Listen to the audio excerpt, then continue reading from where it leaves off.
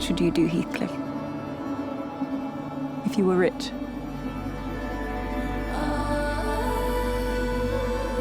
I suppose I'd do what all rich men do. Live in a big house. And be cruel to my servants. Take a wife. A wife? What wife? Heathcliff, you're not enough.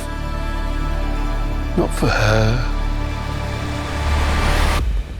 And that is a clip from Wuthering Heights. Emerald Fennell, welcome to the show. Thank you for having me. How nice to see you again. How are you? Have you been looking forward to talking about this movie for like a few decades? Yes, I have. I mean, it's just a joy to talk about something that you love so much. So people will have read a few things about the movie, but I think we need to hear it from you. A book you read at 14, I believe. Do you remember the impact that it had on you? Do you remember actually where you were and what you were doing when you read it for the first time? Absolutely, because it was on the curriculum.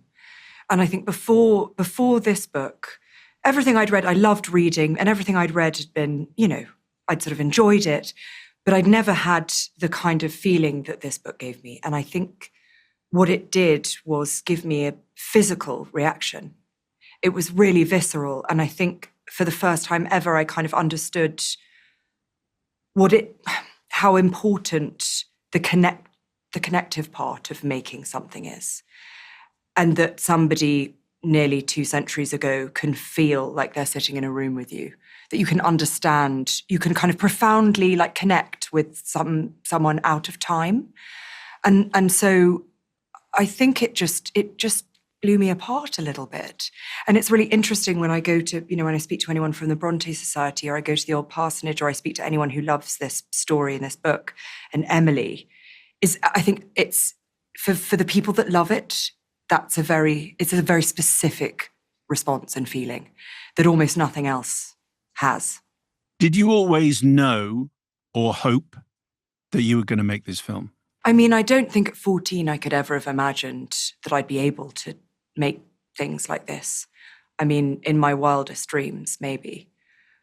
But certainly after making Saltburn, the thing that I wanted to make most was something that would have a physical and emotional reaction in people, that would be a sort of communal experience. And I kept going back to that first thing that had done that for me, and that is Wuthering Heights. So explain your casting. When you finally get, when after the success that you've had, and you know that this is going to be your next film, was the casting the first thing that you got sorted? Obviously, the script has to be there as well.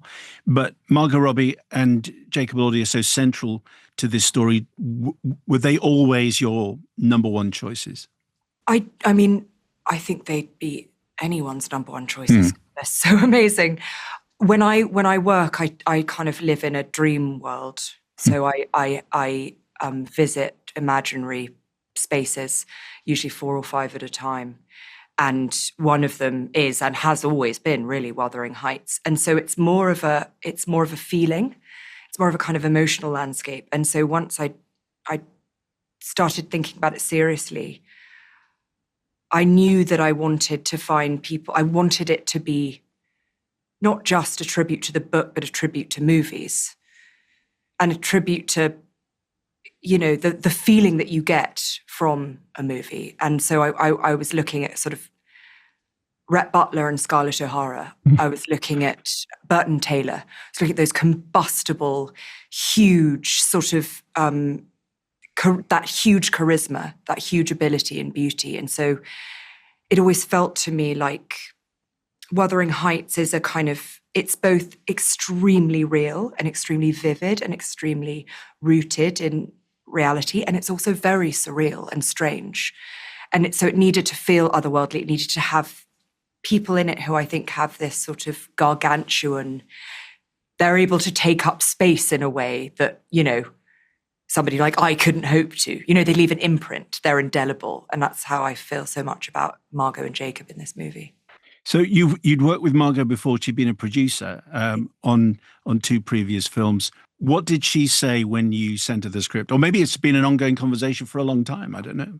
No, I don't tell anyone what I'm working on until the script is finished. And then I just send them a script. And so when I sent it to Lucky Chap, to her and Josie, who I've worked with on all of my films, I think I was really lucky that she threw her hat in the ring, not only as a producer, but as an actor. Because I think after working together in such a different capacity for so long, we were both a bit shy. I would have been too shy, I think, to ask her because I wouldn't have wanted her to feel obliged, you know. And so luckily she made the first move, and I was thrilled. You've described Jacob as, I'm quoting here, a very surprising actor. What did you mean by that? Well, I think he does, both him and Margot actually, and everyone in this movie. I'm interested in being provoked and surprised in my everyday life and when I'm watching movies. And so I think the thing that is about the people that I work with is what we do. The process is always, we do the boring stuff first. So we do the good acting first, in the same way as when we're building a set or we're looking at costumes. You know, we look at all of the kind of straight-faced things first. And I always call it like the audition take. Let's do the audition take. Let's do the one that we know is going to work. Mm-hmm. And then let's do something different. Let's do something more interesting. Let's see what happens if you do it with a rigid smile the whole way. Let's see what happens if you never physically let go of each other. Let's see what happens if you don't have any power.